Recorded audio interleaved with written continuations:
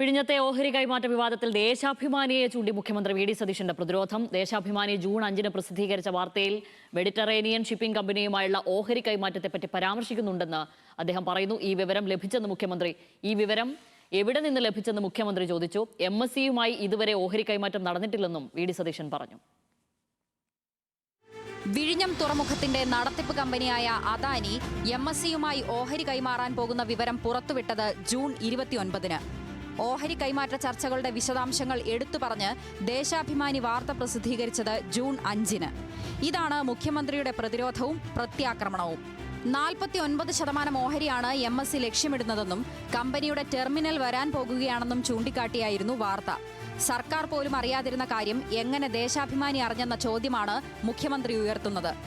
Adani MSC ഇടപാടിൽ UDF സർക്കാരിനെ പ്രതിസ്ഥാനത്ത് നിർത്താൻ LDF പണിപ്പെടുമ്പോഴാണ് ദേശാഭിമാനിയുടെ സെൽഫ് ഗോൾ. മുഖ്യമന്ത്രി വി.ഡി. സതീശൻ വാർത്ത ആയുധമാക്കി ആഞ്ഞടിക്കുകയാണ്. ജൂൺ 5-ാം തീയതി 2026 ദേശാഭിമാനി പത്രം വിഴിഞ്ഞത്ത് വരും MSC ടെർമിനൽ, ഓഹരി വാങ്ങാനുള്ള ചർച്ച വേഗത്തിലാക്കി. ജൂൺ 5 ഞങ്ങളുടെ MD അവിടെ ചാർജ് എടുക്കുന്നത് ജൂൺ 11-ാം തീയതിയാണ്. അതിനു മുമ്പ് അറിയാമായിരുന്ന ഏക പത്രം ദേശാഭിമാനിയാണ്. ദേശാഭിമാനിയുടെ സോഴ്സ് എന്താണ്?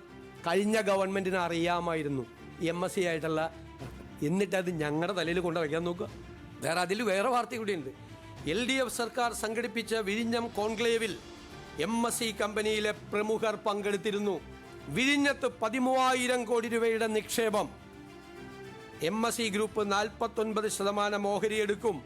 അടുത്ത വാചകം കേട്ടോളാം. LDF സർക്കാരിൻ്റെ ദീർഘവീക്ഷണത്തിൻ്റെ വിജയമാണ് വിദേശ നിക്ഷേപം.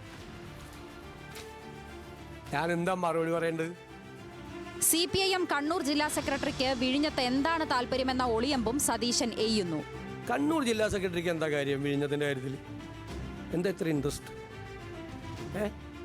പാർട്ടിയുടെ കണ്ണൂർ ജില്ലാ സെക്രട്ടറിക്ക് എന്താ ഇൻട്രസ്റ്റ് വിഴിഞ്ഞത്തിൻ്റെ കാര്യത്തിൽ? എന്നെ കൊണ്ട് ചോദിപ്പിക്കല്ലേ കേട്ടോ. ഓഹരി കൈമാറ്റ വിവരം പുറത്തു വന്നതിന് പിന്നാലെ LDF സർക്കാരിന്റെ നേട്ടമെന്നാണ് ദേശാഭിമാനി വിശേഷിപ്പിച്ചത്.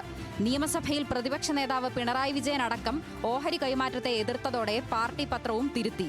എന്നാൽ രണ്ട് കമ്പനികൾ തമ്മിൽ നടന്ന ചർച്ചകളുടെ വിശദാംശങ്ങൾ പാർട്ടി മുഖപത്രം മുൻകൂട്ടി പ്രസിദ്ധീകരിച്ചത് CPIMനെയും LDFനെയും വീണ്ടും പ്രതിരോധത്തിലാക്കുകയാണ്. ന്യൂസ് മലയാളം, തിരുവനന്തപുരം.